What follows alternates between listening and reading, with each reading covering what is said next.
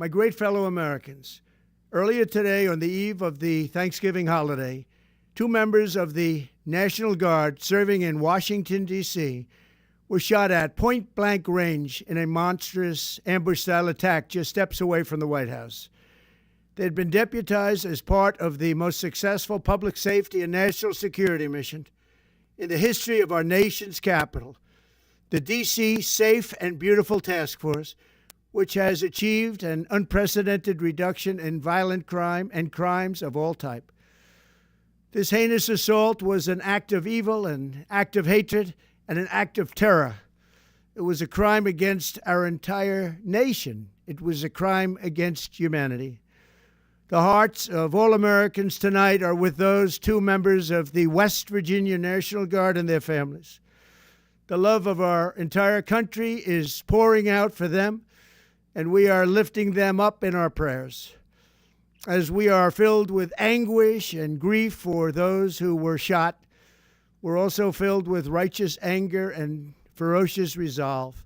As President of the United States, I am determined to ensure that the animal who perpetrated this atrocity pays the steepest possible price.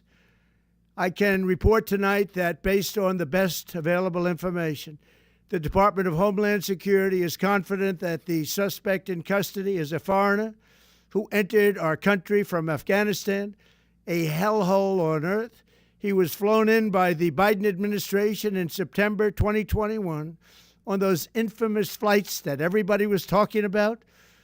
Nobody knew who was coming in. Nobody knew anything about it. His status was extended under legislation signed by President Biden, a disastrous president, the worst in the history of our country.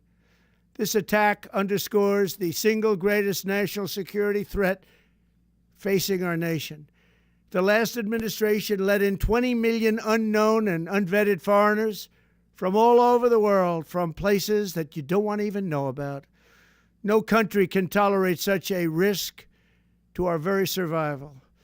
An example is Minnesota, where hundreds of thousands of Somalians are ripping off our country and ripping apart that once great state.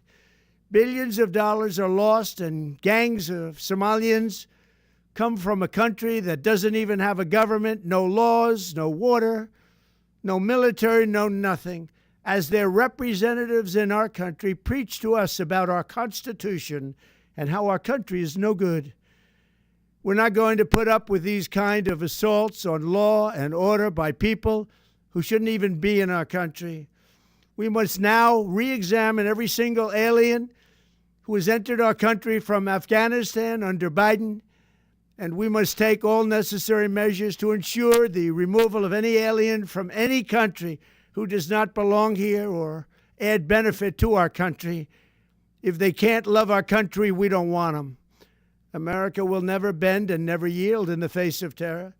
And at the same time, we will not be deterred from the mission these service members were so nobly fulfilling.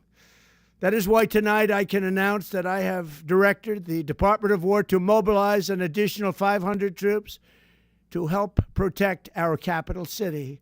We will make America totally safe again, and we will bring the perpetrator of this barbaric attack to swift and certain justice if the bullets going in the opposite direction haven't already done that. During this time of the year, when we gather at home with loved ones, these two patriots were wearing the uniform of our country, patrolling the streets of our capital. They had taken a selfless oath to defend our nation against all enemies, foreign and domestic. And that is exactly what they were doing when they were gunned down in a savage attack. I want to express my extraordinary gratitude to every member of the United States military who is deployed tonight, at home and abroad. I also want to thank the Secret Service and the D.C. Metropolitan Police Department for their work today. This Thanksgiving, I ask every family to say a prayer for the two great heroes who were so horribly shot, and for their loved ones. Please say a prayer. May God bless them and comfort them, and may God bless and protect the United States of America. Thank you and good night.